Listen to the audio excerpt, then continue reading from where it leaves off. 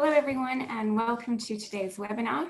I'm Katie Russ and I'm an associate with the Global Climate Program at the World Resources Institute.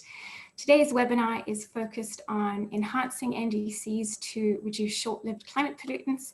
I'm thrilled that there's been such interest in this webinar. There were more than 450 people that signed up today, and we currently have our count at 114 participants. So we're really looking forward to a good discussion. Today's webinar is co-hosted by WRI, the Climate and Clean Air Coalition, UNDP and the NDC Partnership, and a recording of today's webinar will be available online after this meeting at wri.org/StepUp2020. So the question of today is, why focus on short-lived climate pollutants? Well, these are a powerful basket of gases and pollutants that negatively impact the global climate system. They include methane, black carbon, tropospheric or ground level ozone, and HFCs. And we know that fast, ambitious action to tackle these SLCPs is absolutely essential to limiting global temperature rise to below 1.5 degrees Celsius. These gases generally have higher global warming potentials than CO2, and they also live in the atmosphere for a shorter time than CO2. So that means when you take them out of the atmosphere, you do get this immediate benefit in terms of temperature. Many SLCPs are also damaging air pollutants, so there are human health benefits that come along with taking strong actions to reduce SLCPs. We have a fantastic lineup of speakers today that can talk to this topic much better than I. I'll just run through the agenda briefly. We're going to start with Dan McDougall, who is a senior fellow with the Climate and Clean Air Coalition Secretariat, who's talking about why the CCAC is focused on NDCs in 2020. We'll then turn over to the team at Stockholm Environment Institute, Johan Schielenschöner and Chris Malley, who are going to be talking about enhancing NDCs, reducing air pollution, and improving human health. We're then fortunate to be joined by two government representatives who can actually tell us a bit more about how this works within their own countries.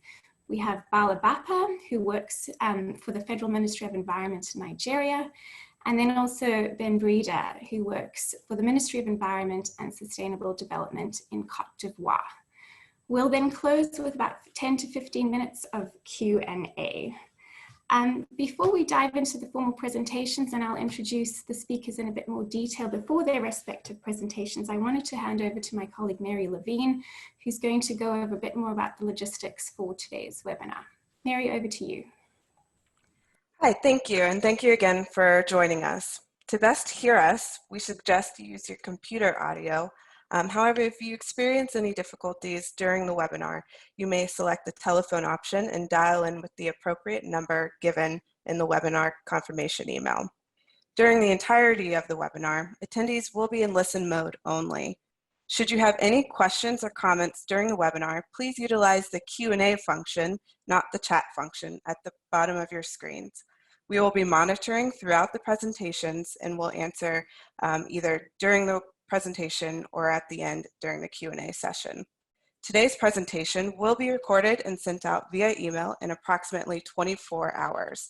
Should you have any difficulties during the webinar or have any questions following it, please utilize the Q&A section and/or email me, Mary Levine, at mary.levine@ruiwr.org. Thank you. Fantastic. Thanks so much, Mary. And with that, I'm thrilled to introduce our first speaker of the day, Dan McDougall, who's at the Climate and Clean Air Coalition Secretariat. He's going to be talking about the CCAC's work, particularly surrounding the nationally determined contributions. Just by way of introduction, Dan is a senior fellow with the CCAC. He works on policy and governance. He is the former ambassador for climate change in Canada, as well as the chief negotiator for Canada. Additionally, he led work on Canada's NDC and mid-century strategy, so certainly bringing a wealth of experience. Dan, welcome. The floor is yours. Thanks, Katie, and good morning, everybody. And thanks, Katie and WRI and colleagues there for hosting this this webinar today. I think it's a particularly timely moment to be having this topic, given what's going on in the world. Let me take a few minutes at the start just to introduce the CCAC a little bit as well, and let people know who we are and what we do, because I think it's relevant to the rest of the presentations that we'll have. The CCAC is a voluntary alliance of both countries, intergovernmental organizations, non-governmental organizations, and private sector collaborators.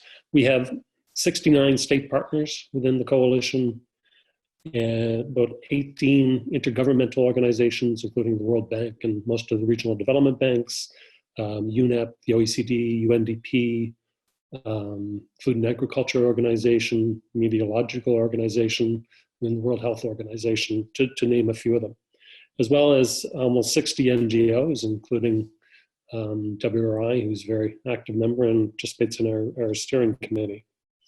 So we're a fairly large organization now with global coverage on all of the continents. What do we do? So we do a few things. One of the key elements of our work derives from some of the scientific work we do.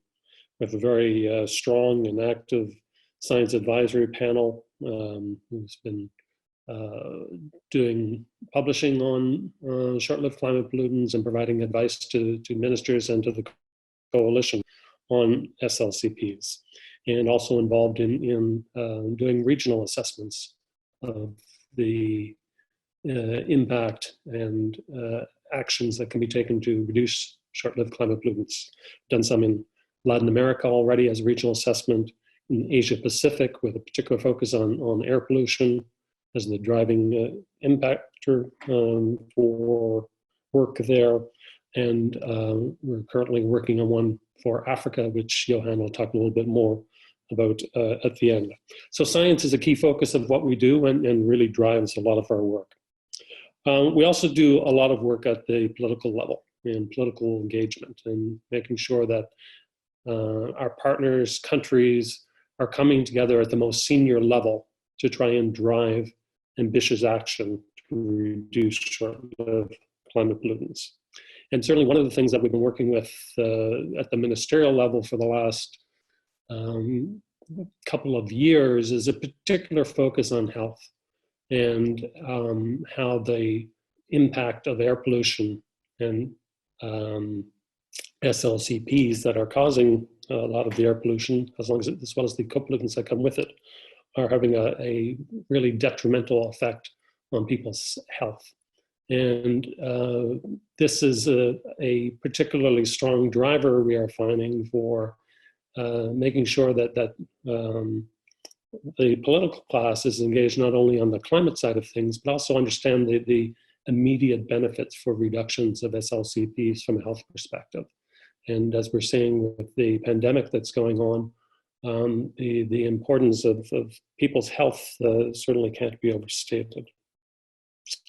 The third thing that we do, and this will be a lot of what the rest of the presentation will be, is support to our country level partners from both a planning perspective and work on NDCs and other planning actions that both countries and cities can take to look at how they can reduce SLCPs, but also from a technical and modeling perspective, and that'll come up in the rest of the presentations today as well, and elements of capacity building as well.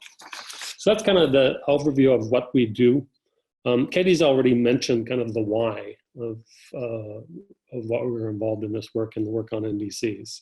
The reality is that there's no pathway to the Paris temperature goals that does not include aggressive actions on both long-lived gases like CO2 and short-lived climate pollutants. If there ever was a time where there was a choice between the two, that has long passed. We have to do both. We need immediate and aggressive action on CO2, and we need immediate and aggressive action on short-lived climate pollutants in order to get anywhere near the temperature goal of the Paris Agreement. What is interesting for the short-lived climate pollutants is the temperature impact that we have from reduction of those pollutants into the atmosphere. Whereas CO2 takes a long time to have the impact be felt, we can get an immediate impact from a temperature perspective from reducing short-lived climate pollutants. And this is particularly important if we're going to actually avoid some of the feedback loops that could potentially be occurring, and also the crossing of some very dangerous tipping points in particularly sensitive areas. So as you reduce these short-lived climate pollutants, it has an immediate effect on temperature, and that is very critical for the Paris temperature goal attainment. The other aspect of the work on SLCPs, though, is that they have multiple other co-benefits. I've mentioned the health aspects as well already. This is a particularly important aspect of reducing them. These are dangerous health pollutants as well as climate forcers. And they also have very strong impacts in terms of reduction of the productivity of plants.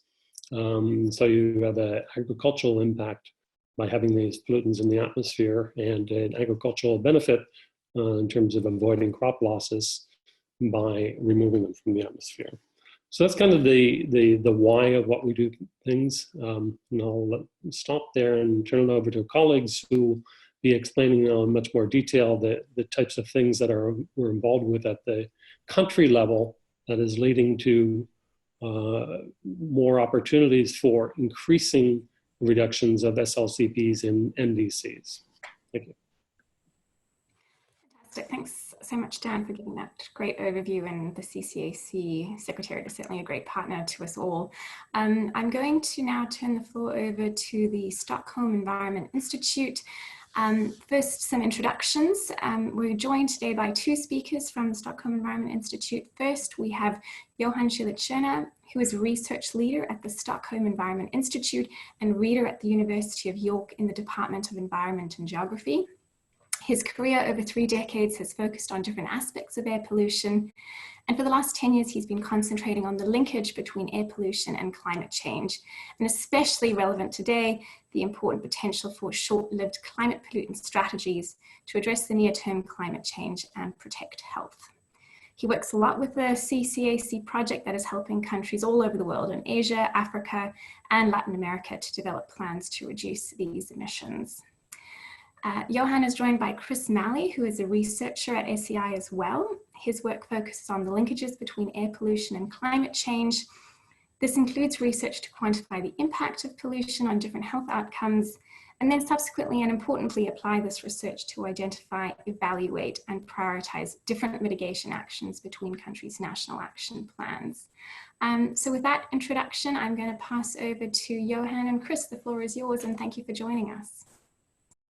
Thank you very much, Katie. And good afternoon, or indeed good morning to many of you. And I'd like to thank WRI for giving us this opportunity to talk with you at this webinar. So as Katie said, my name is Johan Schüller-Tschirner, and I'm a research leader at SEI, but also a member of the CCAC Scientific Advisory Panel that Dan mentioned.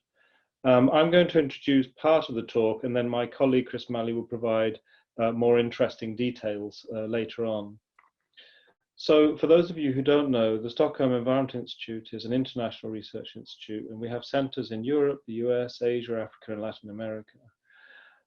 Researchers at our center in York in the UK, where I and Chris sit, as well as colleagues in our US center in Boston, that's Charlie Heaps and Jason Vasey, have been working with the Climate and Clean Air Coalition since 2012 when it was formed, to develop national planning to address short-lived climate pollutants. And this talk provides some insights and results from this work of relevance to the development of nationally determined contributions. So if I could have the next slide, please. So as an introduction, it's worth emphasizing that there is a very strong linkage between air pollution, climate change, and addressing short-lived climate pollutants. Partly this is because the same individual sources emit greenhouse gases and air pollutants.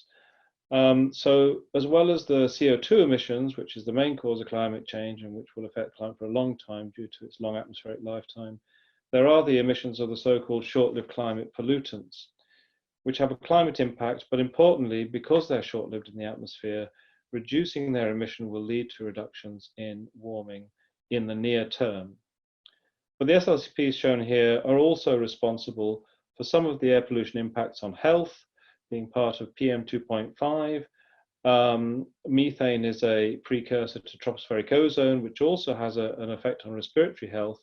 And as we've heard, ozone is the main cause of crop yield reductions of from air pollution, reducing crop yields from between 5 to 15% globally.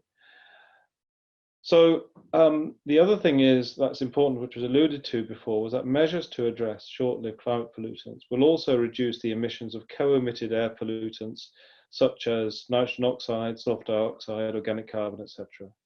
And these are all part of the PM 2.5 burden, which damages health. So therefore, if you address SLCPs with some specific measures, then you further reduce air pollutant impacts because you're reducing these other pollutants as well.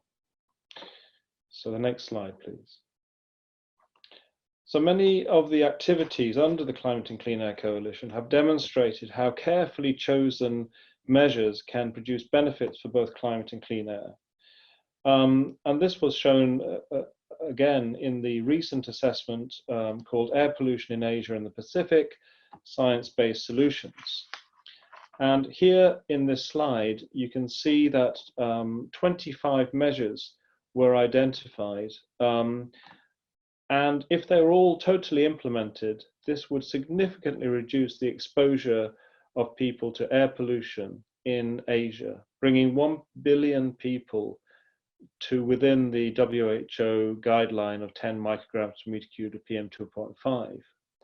But some of the measures reduce both air pollution and emissions that cause warming. So as well as substantially reducing PM 2.5 concentrations, the full implementation of the 25 measures would reduce carbon dioxide emissions by 19%, methane emissions by 44%, and black carbon emissions by 72%.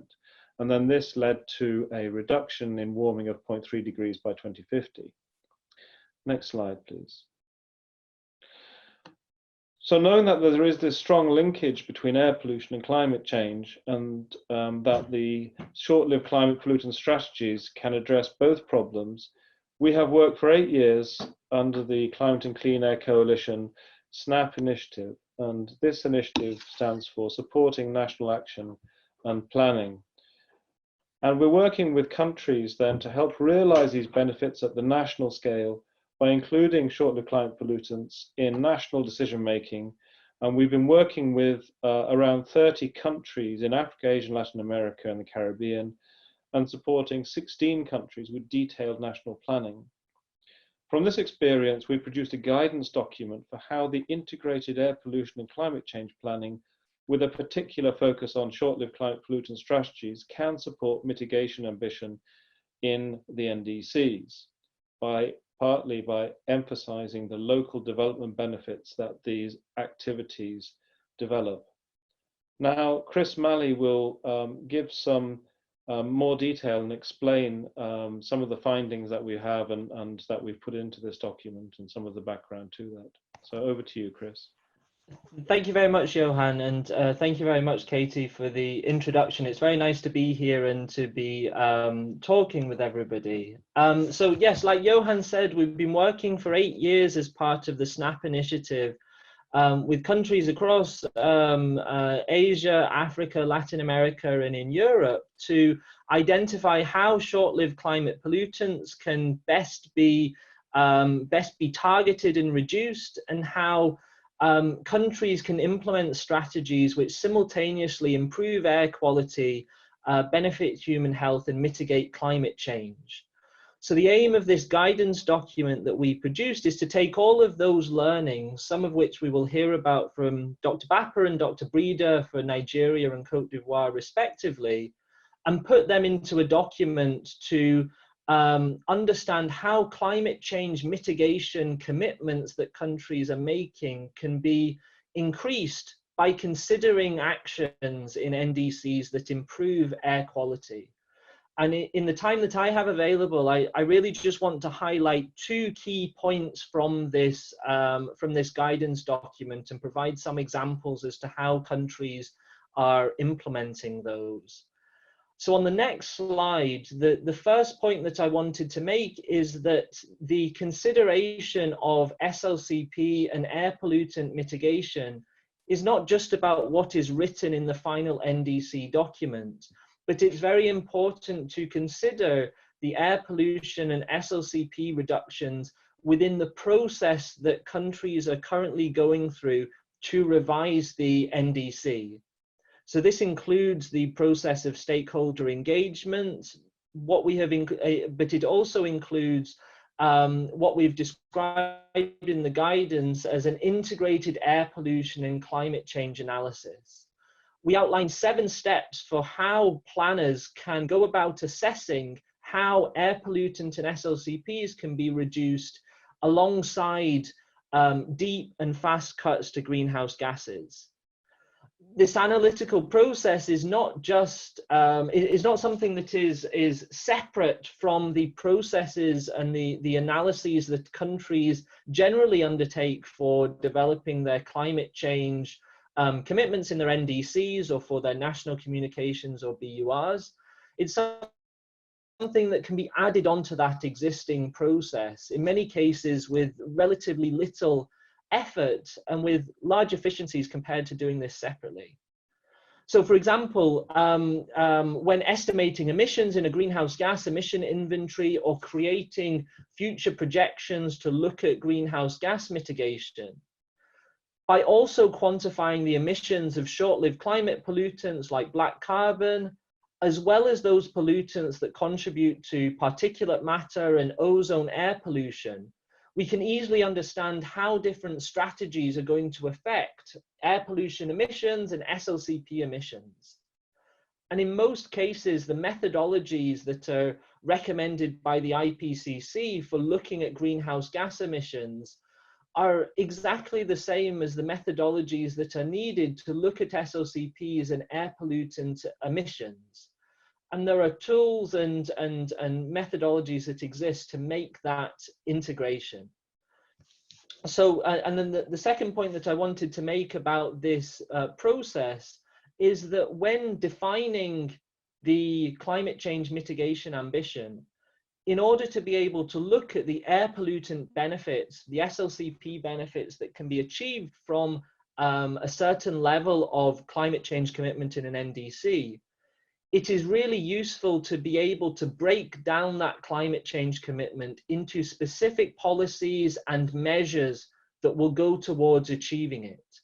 Because it's when you become specific about the measures that will be implemented in different sectors that you're able to understand what the consequences will be for air pollutant emission reductions, but also for other sustainable development benefits as well. And on the next slide, there is an example for how this, this process of developing an integrated air pollution and climate change analysis has increased the knowledge of the air pollution benefits that can be achieved in climate change commitments. And the example here is for the Maldives. So the Maldives is a small country with a small population, but it has the most densely populated city in the world as its capital. So there are air pollution issues associated with transport and the burning of waste in the Maldives. As you might imagine, the Maldives is also very vulnerable to climate change, but they have committed to take 22 specific actions that make up their climate change commitment of a 24% reduction in greenhouse gas emissions. As part of their work within the SNAP initiative, the Ministry of Environment in the Maldives analysed the air pollution and climate change benefits from implementing their NDC. And what they found was that by implementing the actions that they had identified to reduce greenhouse gas emissions, such as increasing the amount of renewable energy in their electricity matrix, of reducing the burning of waste at their waste sites, they would reduce PM 2.5 emissions in the Maldives by 1/3 by taking these actions that they had committed to for their climate change commitment. They would achieve local benefits in terms of reducing air pollution. And they use this as the basis to then identify what additional actions they could take to further improve air quality and mitigate climate change, such as implementing vehicle emission standards, both for land vehicles and for marine vessels, which are important in the Maldives. The second point that I want to make begins on the next slide, and it reflects the fact that the opportunities to increase climate change mitigation ambition through actions that improve air quality will be very different in different countries. Each country has their own circumstances in terms of the institutional arrangements, the regulatory frameworks, but also the major emission sources that are key to be mitigated if we're going to achieve the Paris goal. And that's why within this guidance and within the approach that is taken in the SNAP initiative, we've put forward an array of options that countries can consider in terms of how they can increase climate change mitigation ambition whilst improving air quality and achieving those local human health benefits. So there are 4 groups of opportunities. The first 2 focus on reducing the sources of short-lived climate pollutants, which we've heard a lot about already. So the first opportunity focuses on reducing methane and hydrofluorocarbon emissions from oil and gas, agriculture, waste, industrial process emissions. As Johan said, methane is a pollutant which forms ozone at the surface, which has respiratory health effects. So if we can reduce methane, we will have air pollution benefits. And the CCAC will be coming out with an assessment this year which quantifies those benefits to human health by country, both the health benefits and the economic benefits of those from specifically taking action on methane. The second opportunity is to focus on those sources which are rich in black carbon emissions, like diesel vehicles, residential cook stoves, crop residue burning, oil and gas flaring. And the opportunity here is twofold. By reducing the black carbon emissions, we reduce a source of particulate matter. Black carbon contributes to particulate matter, and therefore we improve human health. We reduce the number of premature deaths and other health outcomes. And we reduce the warming that black carbon has in the atmosphere. But the second benefit that we get by focusing on black carbon measures is that in many cases, the sources of black carbon are also sources of a range of other pollutants, including in some cases greenhouse gases like CO2 and other air pollutants. And the measures that we can implement will have a benefit for black carbon and reducing emissions of other pollutants, increasing the full range of benefits we get from taking these actions. The other 2 opportunities that we outline in this guidance document are slightly broader than just focusing on short-lived climate pollutants. Opportunity 3 reflects the fact that the major sources in many countries of CO2 emissions, like electricity generation and fuel consumption in industrial, residential, and commercial sectors, as well as transport, they are also major sources of air pollutants. And therefore, as countries are considering what they can do and what level of ambition they have for CO2 mitigation, increasing that ambition in different sectors, increasing the amount of renewable energy in the electricity matrix, increasing the ambition on energy efficiency or electromobility will also have benefits for air pollution. And within the process that I outlined, quantifying those air pollution benefits can demonstrate the broader societal goals that can be achieved by increasing action on CO2.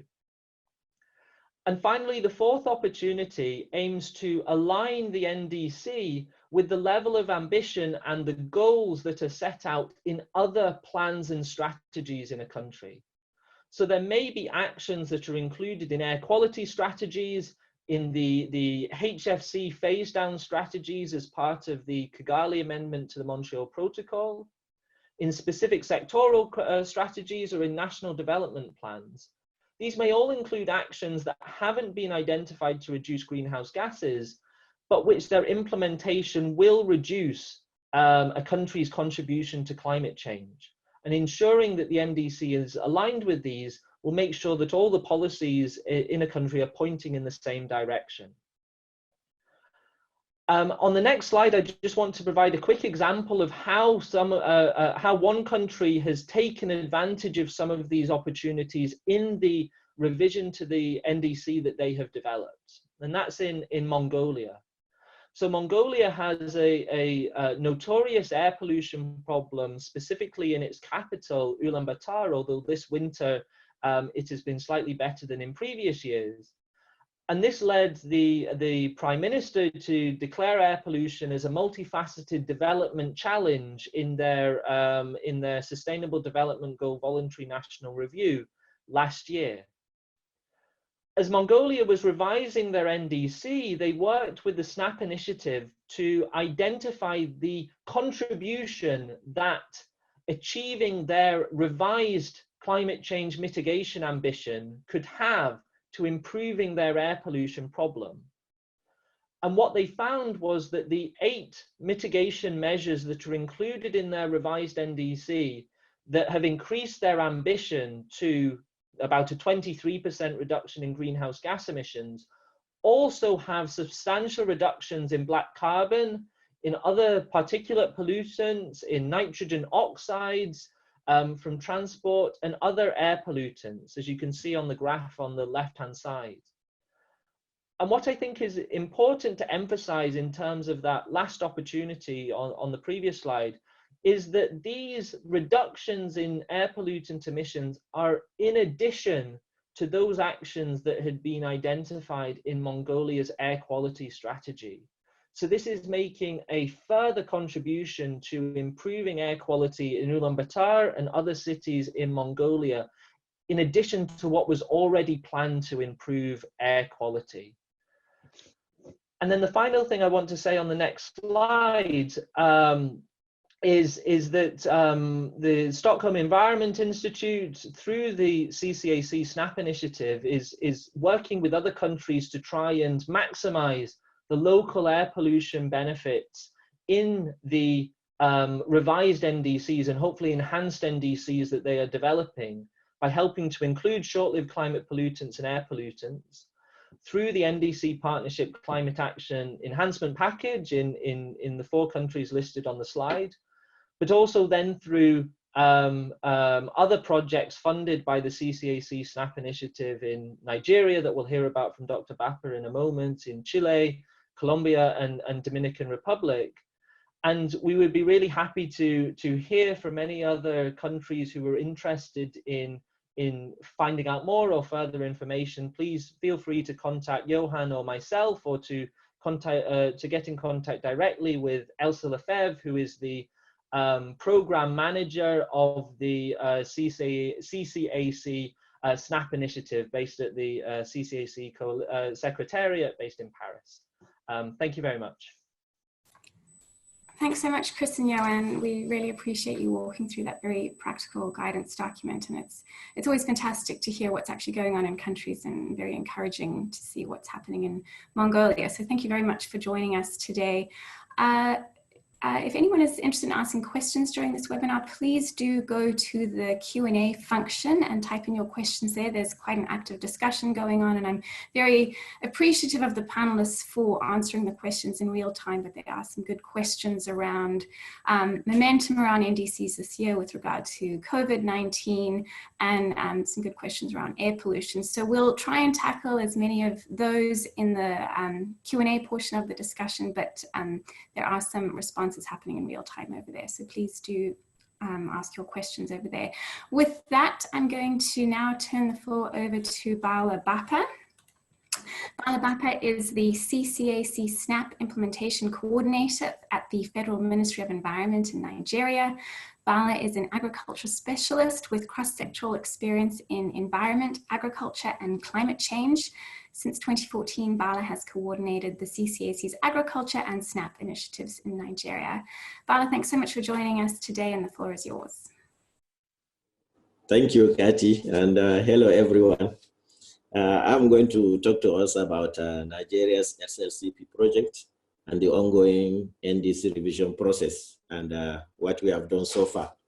So the highlights of my presentation, the first slide, will talk about the national planning process, how we developed the national action plan, the priority measures approved for implementation, how we are going about the implementation, and the linkage of the measures to our NDCs.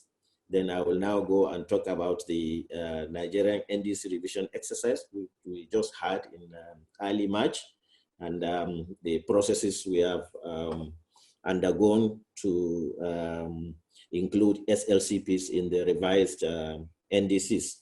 So next slide, please.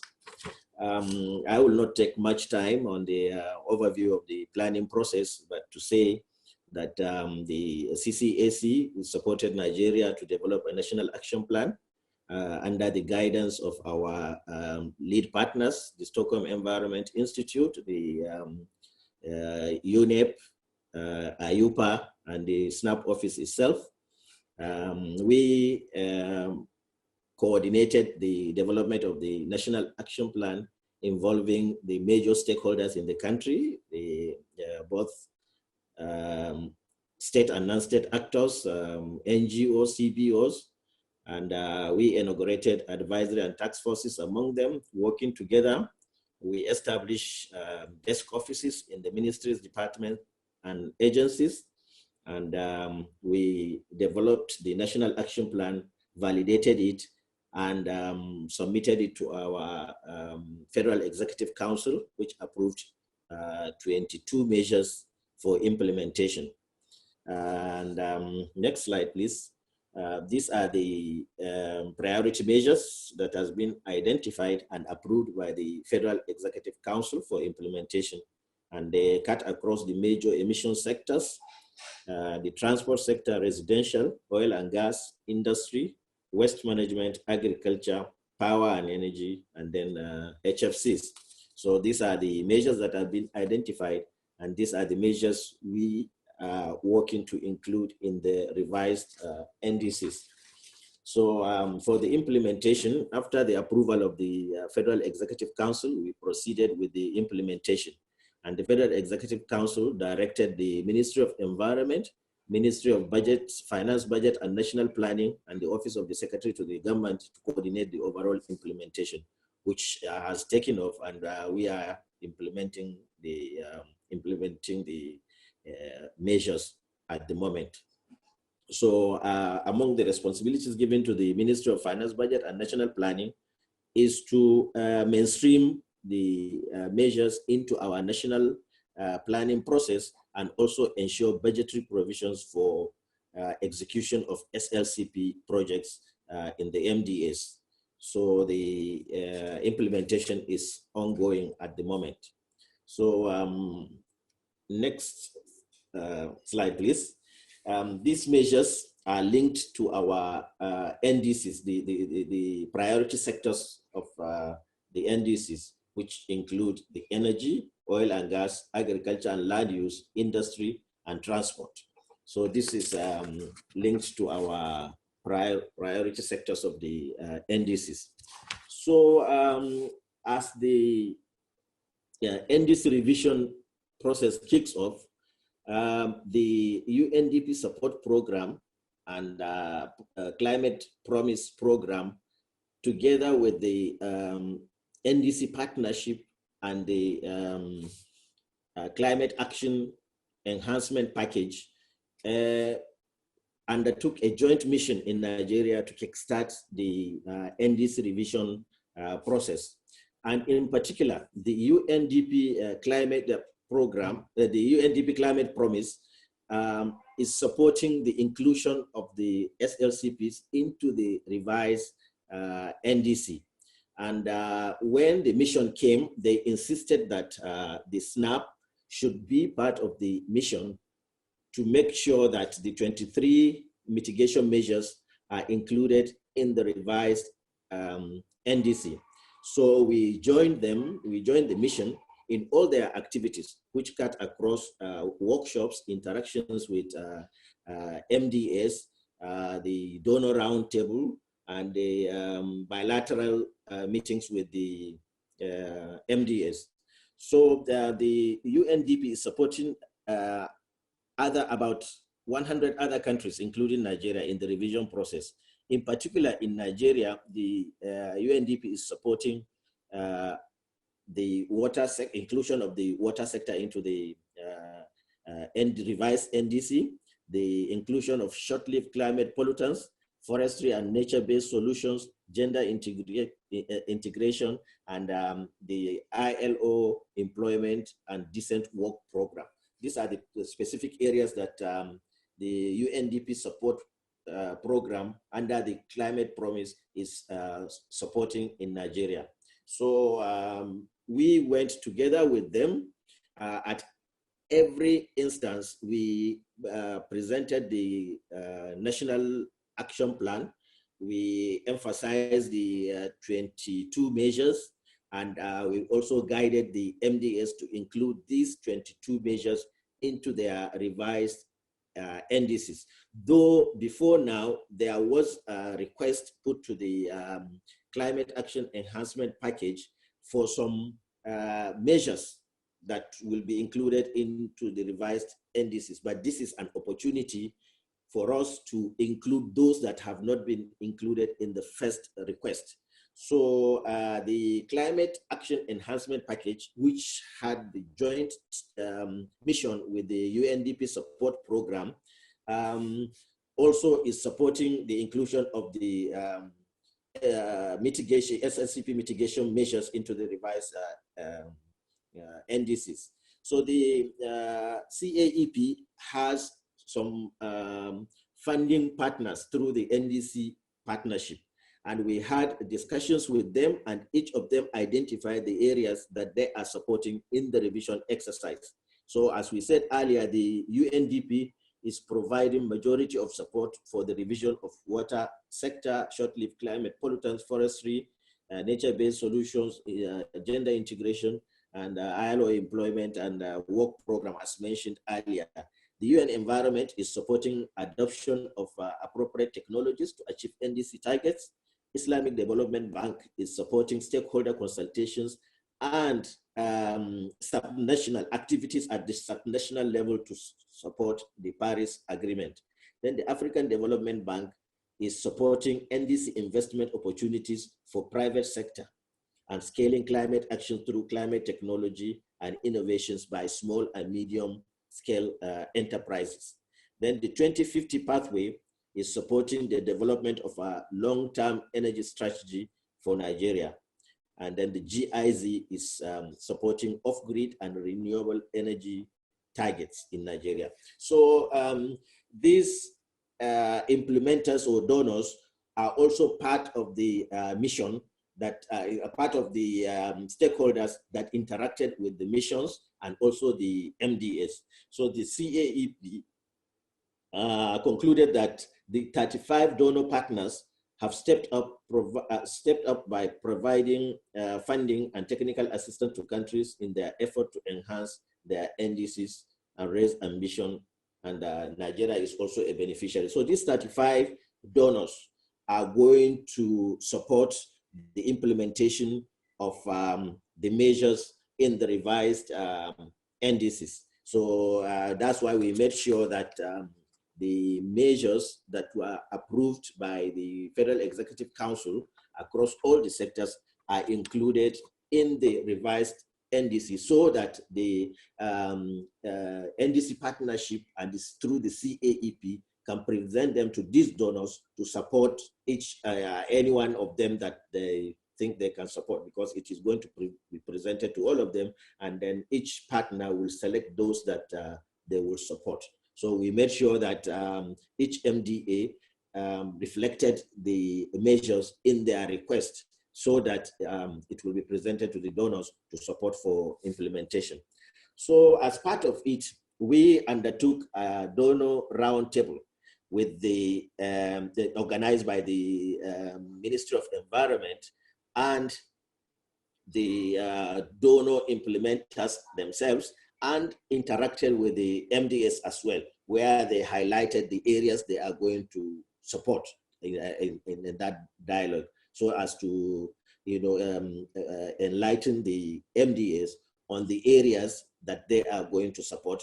And as they submit the request, then some of them are already working with the MDS, like GIZ is working with the Ministry of Power and Energy, FAO, Ministry of Agri, and so most of them, and then the UNDP is working with the Ministry of Environment. So already some of them are working with this MDS, but with the NDC revision, they are going to increase the number of MDS that they are going to work with to implement the Paris Agreement.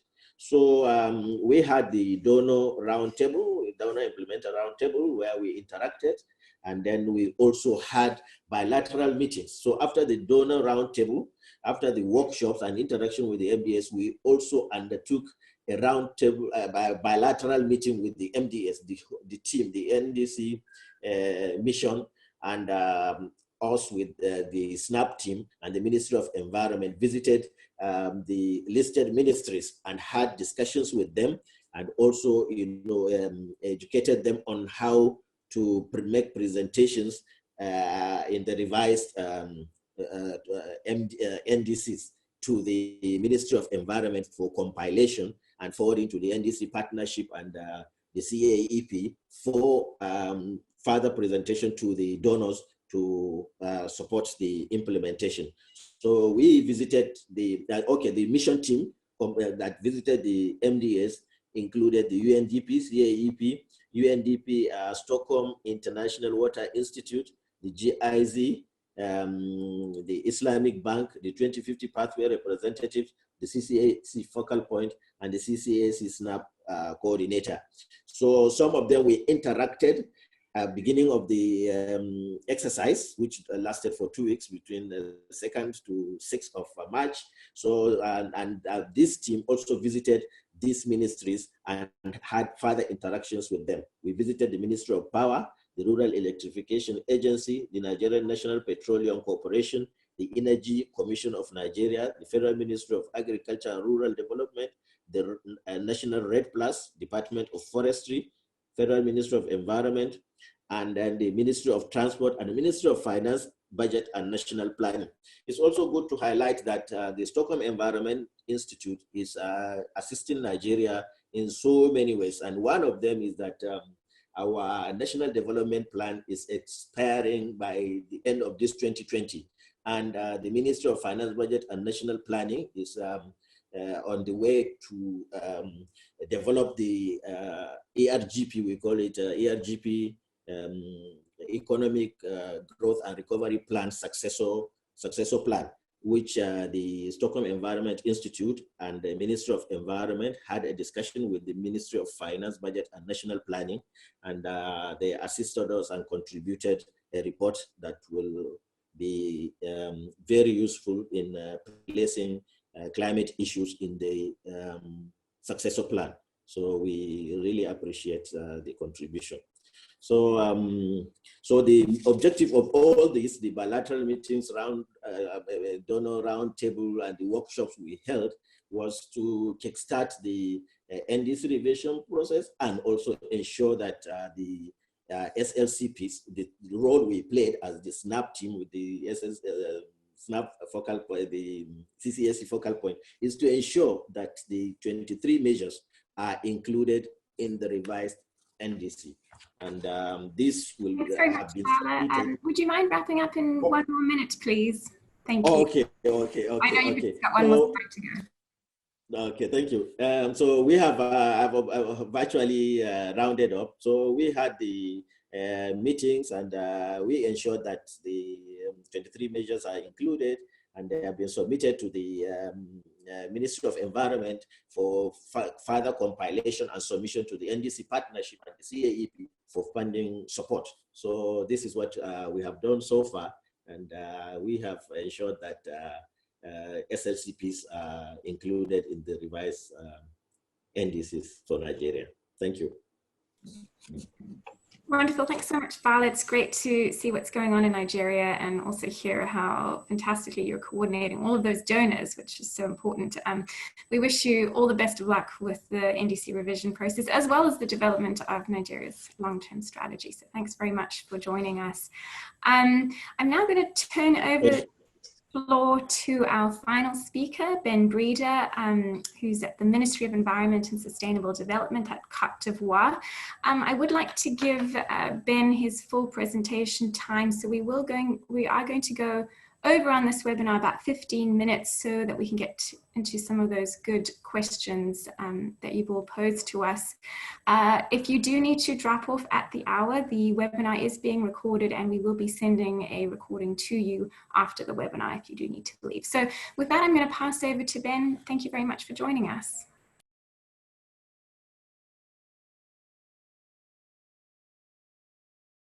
Okay, good morning, everyone. Thank you for giving us this opportunity to present through this webinar the experience of Côte d'Ivoire through the SNAP process and also how this feed into the current NDC revision process in Côte d'Ivoire. Just to give you a few introduction of myself, I'm working at the Ministry of Environment coordinating the CCSC process at the national level, and I've been involved in the past 10 years in providing working in the area of climate services, but also since 2015 in Côte d'Ivoire, I've been involved in the development of national communication and WRI, and also the development of the first version of the NDCs in Côte d'Ivoire. Just to start by giving you some background on the national planning process on SLCP in Côte d'Ivoire. This process that aimed at continuously increase the level of action undertaken by the country to reduce short-lived climate pollutants through increased promotion of large-scale coordination SLCP at the national level. This process was launched in 2015 and completed last year with the adoption of the National Action Planning. So it ran for about 4 years, the process.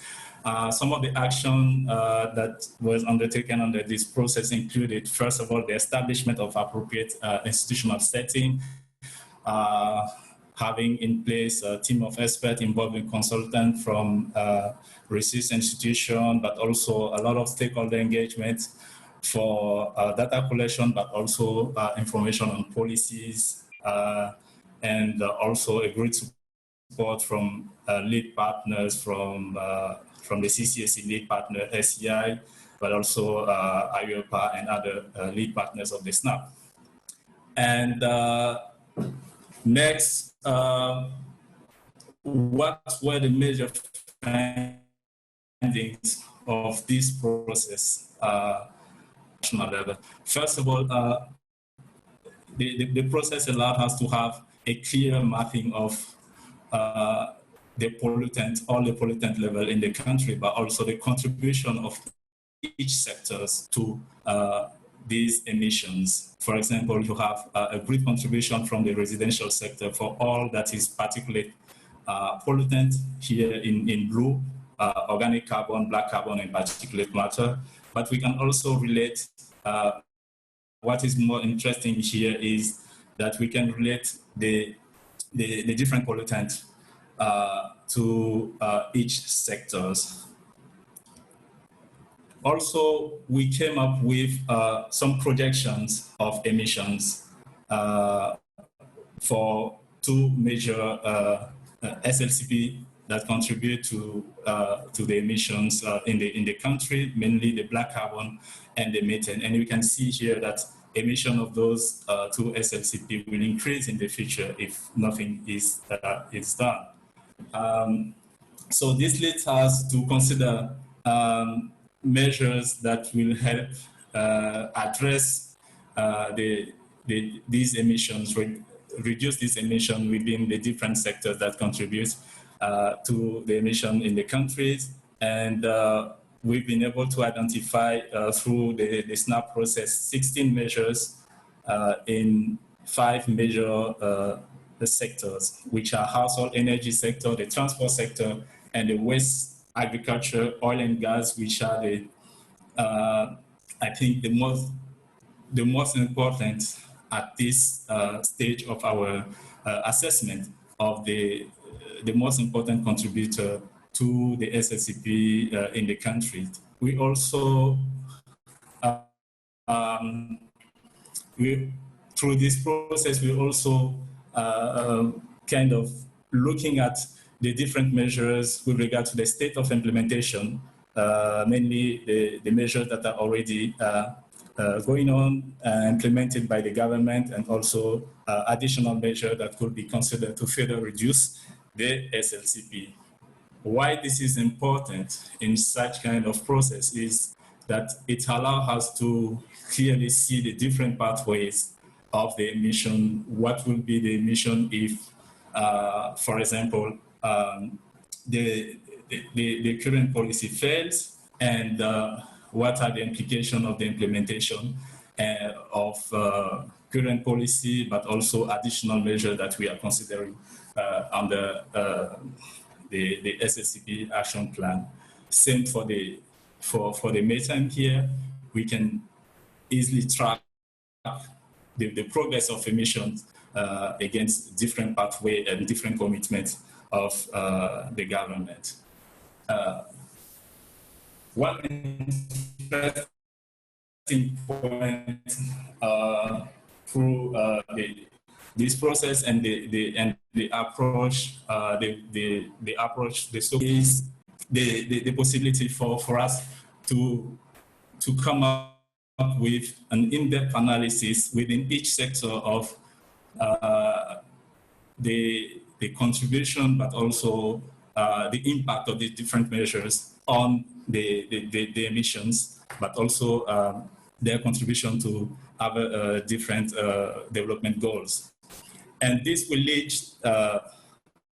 sometimes in different sectors to a process of deciding or finding a compromise between different measures. Here in Côte d'Ivoire, for example, one of the example is the household energy sector, where we had two important measures that were under consideration. One is the promotion of LPG by the government, which was coming with some constraints related to storage capacity, but also access by low income at the rural for the rural household, and also a certain target set out by the government by 2030. And you also have the promotion of improved stove by the Cook Stove Alliance at the national level, which has also its constraints and barriers. So in this case, following this type of analysis, we're able to come up with a scenario, a mitigation scenario that we combine, that we find a good trade-off between different, I will not say not conflicting or opposing vision or agenda in terms of within the sectors. And this led us to a scenario that in Côte d'Ivoire will lead to, in the household energy sector, for example, by implementing this scenario, will lead to a reduction of 74% of BC emission by 2030 and 94% by 2040. Another example for the transport sector, for example, is to, through this analysis, to achieve in some cases or to go through a process that will help us identify trade-off or complementarities between different measures. For example, the current measure of progressive renewal of the vehicle fleet in the country, through the analysis that we undertook, it clearly came out that this measure only was not in the long term will not be efficient without complementing that measure through additional measures such as the promotion of clean diesel fuel, because as the vehicle fleet will improve and we need to have the fuel that match this new characteristic of the new vehicle.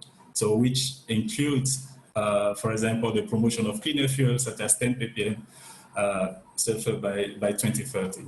And this clearly helped us to design a scenario that was much more realistic and consistent, and would lead to a reduction of 82% of BC emission by 2030. Also, important thing, tracking the different measures and the impact. We came up with what is interesting here in the transport sector is we could also identify some of the weakness of the current policy measure in the transport sector. For example, the one that the government is promoting will have strong impact on other pollutant, nitrogen oxide, BC, but the impact on CO2 emission is quite low. So this definitely open a new areas of work and consideration that will be very relevant while analyzing the different mitigation measures for the enhancement of NDCs. And just to summarize on the analysis and the effect of the 16 measures identified under the plan, we noticed that we came to the conclusion that the implementation of all the 16 measures will have a strong impact and huge reduction on black carbon, 50%, almost 60% by 2030, and 34% of methane reduction by 2030. There are also other benefits to the implementation of those measures identified under the SLCP plan, mainly for PM 2.5 concentration, and also the reduction of premature death associated with the exposure to PM 2.5. And thank you, Ben. Would you mind wrapping up in 1 more minute, please? Yes, I'm almost at the end of the slide. 2 more slides. So just to conclude, the national plan that we just produced provide a good basis for analysis of policy, and it also helped to identify policies and measure and the effect on the emission and other related benefits, as I just mentioned for the plan. And the 16 measures actually included in the plan will represent 20% reduction of GHG emission, which is around almost 65% of our current NDC commitment. And it all highlight the need to take into account all gases and pollutants in the country. Côte d'Ivoire has just launched early this year the revision process of our current NDC in February 2020. And the key activities under this revision process include the revision of mitigation and adaptation targets for all major sectors, and using a bottom-up approach with the NIP IBC tool, which was used through the SNAP process. And just to give you a brief overview of the different partners supporting the process now, we have the NDC Assist and the GIZ, which is now working with the NIP IBC tool to review the energy sector. We are going to, under this work, increase the the temporal resolution of the analysis, go through maybe some daily and hourly analysis in these sectors. The FAO supporting the AFOLU, UNDP,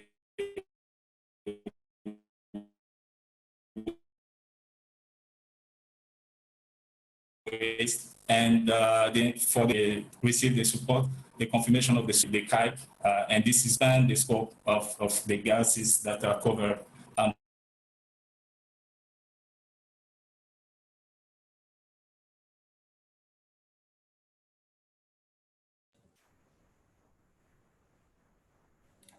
Thank you very much, Ben. It looks like you've gone on mute, but I trust that you've finished your presentation, and thank you so much. Ben has a longer, more comprehensive slide deck, which I'm hoping we can also share with all participants so you can learn more about the Côte d'Ivoire experience. I'm very appreciative to the panelists for answering some of the questions in real time, most of them in fact, but I would like to bring out two questions now, which I think is worth highlighting for this discussion today. They're very timely, and in case you haven't been following the movement in the chat box, I would like to ask Dan McDougall, please, to just respond to a question that's come up a few times today, which is very succinctly summarized here. Given the impact of COVID-19 on the economy, after this pandemic, do you think governments will still focus on NDCs or only economic recovery? So Dan, if you wouldn't mind answering that, that would be great. Thanks, Katie. Nice of you to toss me the easy question. The reality is that the world is changing pretty significantly at the moment, as we all know. So there's an enormous amount of uncertainty as to what's going to happen. The pandemic is not under control yet. The implications for national and the economies and the global economy is not known yet. The COP has been postponed. So there's a lot of uncertainties that are happening around the world. I guess one thing we do know is that the climate crisis is not going away. The actions that are happening now in terms of shutting down industries and physical distancing and less transportation, both in the sky and on the ground, all of that's having a very immediate impact on the atmosphere. Probably less of an impact perhaps on the overall climate. The history of prior experiences with the economy shutting down is that they eventually come roaring back. So I guess two things. One as growth starts to pick up again post the pandemic, certainly governments and research organizations and all of us who are involved in this world, I think, are doing what we can to make sure that the build back is going to be done in a different way, and that we can actually use this opportunity of the investments that will be taking place to pivot to new types of economy and lower emissions economies. So that's point number one. Point number two, I guess, is with respect to the COP process overall. Certainly, had been a lot of work underway already to try and make sure that health was prominently featured within this upcoming COP. That follows in part from the Secretary General's summit last year, where health indeed was a very important feature of the climate program there. I guess as we look forward to the cessation of this pandemic, health will be even more important, I guess, as we look to what's happening, and this will be an opportunity to make sure that it is very prominently featured in both this next COP and in subsequent COPs. And within that, I guess, we see short-lived climate pollutants as having an important and critical role within that. They are both climate aspects and health aspects, and making sure that we feature that prominently in both the NDC process, but in other aspects of the climate world, I think will be an important challenge that we will all have, with important benefits that will accrue from it. Thank you, Dan. I do appreciate you responding to that. Before we close, I'd just like to pass over to Johan again. We have a lot of African countries on the call today. We've heard a lot about what's going on in Nigeria and Cote d'Ivoire, and I'd just like Johan to say a bit more about the work that's going on with regard to the Africa Assessment Report, which I think will be quite relevant to this audience. Yes, so we are working with quite a lot of countries in the SNAP program. And through the NDC Partnership Climate Action Enhancement Programme, we're going to be able to work with 4 further countries. And then, as Katie mentioned, the Climate and Clean Air Coalition is developing an assessment of how addressing air pollution and climate change can be an important part in delivering key local development benefits through reducing air pollution impacts on health and at the same time addressing climate change. And what we're going to do is to assess the linkages to different development priorities for Africa. So we're going to be assessing how addressing the air pollution and climate change in an integrated way can help to realize the Africa we want, which is outlined in the African Union's Agenda 2063 strategy. Now, what I'd like to say is that there are opportunities for people listening to this webinar to get involved. We're in the process at the moment of developing the structure of the assessment, developing the modeling that will support it, and identifying authors to help develop the assessment. We've also reached out to the ministries of environment of all African countries through the UNEP regional office. So if you have an interest in contributing to this assessment, then please do contact us at SEI, or in the African countries, make contact with your Ministry of Environment to support the effort. So I think this will be exciting, and it will follow on from the assessment in Asia and also another assessment which the CCAC undertook in Latin America and the Caribbean. We hope to make this as useful as possible to support decision makers and researchers and others in Africa.